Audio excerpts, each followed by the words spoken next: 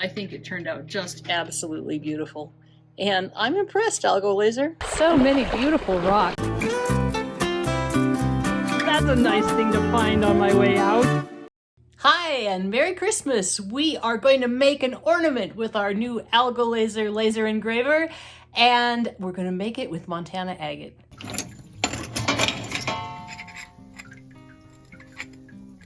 I'm going to use the thinner one, but I had to cut the thick one just to make sure it was flat. So now we have extras. Here's what it looks like before we use the engraver. It's awful pretty. It'll look really nice with the light behind it, I think. All right, my next step is to measure. This is actually a grill that I have that I put the stuff on that we're burning with the laser so that it doesn't go through into the table. And it looks like it is roughly 105 by 75. And it's basically an oval, so that should make it easy to figure it out. This is Lightburn Studio, and this is what you use in order to make the patterns to use on the AlgoLaser. And so we're gonna go ahead and do that right now. Okay, so next what I want to do is import Christmas Tree 2. All right, well that's a kind of a crazy Christmas tree. You can see I got that from freepatterns.com, and I just kind of like it. It's so kind of random and wild. So we're going to shrink that down so that it'll fit, and then I'm going to go ahead and stretch it just a little bit so that we can fill the space nicely. That's a little bit too tall, I think. So you can see this is it's a graphic that is pretty solid lines. So in order to make it print in the laser printer, we're going to go to Tools, and then we're going to go down to, oh, I lost my mouse. Down to Trace Image. This is challenging. Trace Image. What this does is makes lines all the way around the outside of this, and then we just push OK. All right, so now we've got a traced image and we have the original drawing. So there's the traced one. Here's the original drawing. I'll go ahead and get rid of this one and then put this one back in. Now you can see that this is just a line drawing at the moment. So what we need to do is come over here and make it fill. Ta-da! Since I really didn't want the website on my Christmas ornament, I went ahead and ungrouped it, which you do up here, ungroup, and then I just deleted it. So this is what we end up with now. So our next thing we're going to do is import the Merry Christmas logo, or the Merry Christmas words that we found. And again, this is something that I found online, and now we need to use it we need to trace it. Trace image, there we are. It looks like maybe we need a little boost in the tracing. Looks good. The thing that traces best are the just real clean line images. So you want to be sure that you're not putting in something that's just kind of messy. All right, there's that. Now you can see this one's already filled, so we don't even have to do anything on that one. Okay, this program takes a little playing around to try to figure out what all the various things do.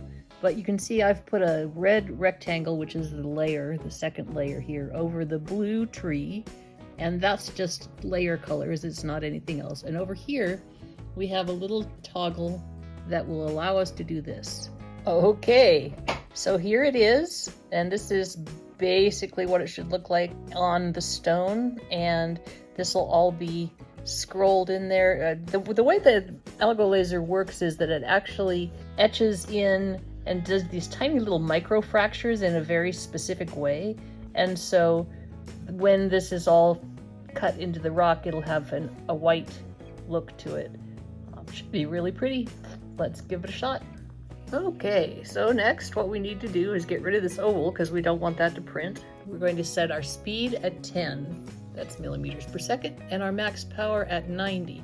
They recommend that don't go above 90% just to keep it going. I'm also going to have it do 2 passes instead of just 1, and I think we're good. All right. we have a piece of test board in here because I still haven't quite figured out how to know for sure where exactly the thing is going to print. It does have a frame thing that you can push in it, so you can kind of get a eyeball it. But with this one, I just want to be very clear that it's going to go where it's supposed to. So we're going to do a test print first. Thanks to Rob at Michigan Rocks, I know that it won't work to just try it on the clear agate because the laser just kind of goes right through it. You can see my fingers, so of course light's going to go through as well. However, we have tried it with this masking tape and it works like a dream. So I'm going to put masking tape on top of it and then we'll give it a try. Okay, we are going to use some scissors to cut off the edges here so they're not underneath and making bumps, and then we should be just about ready to go. All right, I've got both layers set to 10 speed, 90 power. Okay, I need you to... All right, so Jim is now setting the depth on this. Basically, you have your piece that you're going to cut, and then you need to tell this thing, all right, here's where the top of it is. So it slides up and down on this little rail, and then you can tighten it by just lifting the lever. Lock it in place, and then there's a button to retract the depth gauge.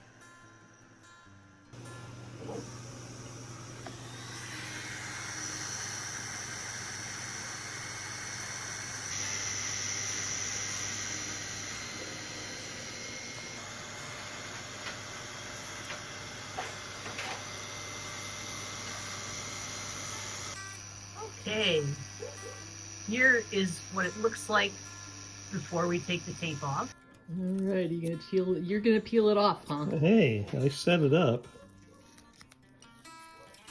Who put the tape on?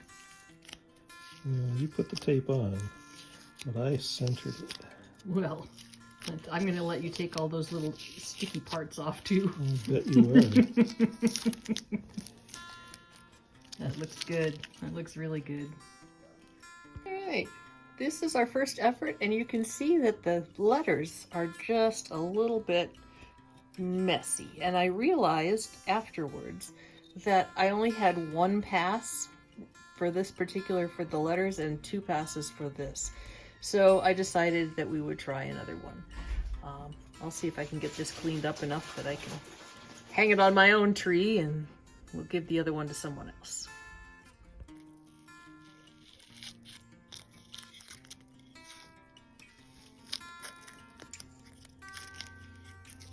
Maybe we should use green tape and then we could just leave it on there. Okay, so what I did with this is to reset it and have 3 passes for these narrow little letters, and that definitely made a difference. I think I'm going to use some alcohol or maybe some acetone to try to get rid of this gunk. It's sort of burned tape residue is what it is. But overall, I think that is just absolutely beautiful. Hard to believe that something can etch solid agate like that, isn't it? This cleaned it up just beautifully. You can see that there's a little bit of a difference in the middle, and it's actually because there's a quartz pocket right there. And the material that it's cutting through is going to vary depending in hardness, depending on what it is. And so that's why there's a little bit of variation right there, but I'm okay with it. I think it turned out just absolutely beautiful. And I'm impressed, AlgoLaser.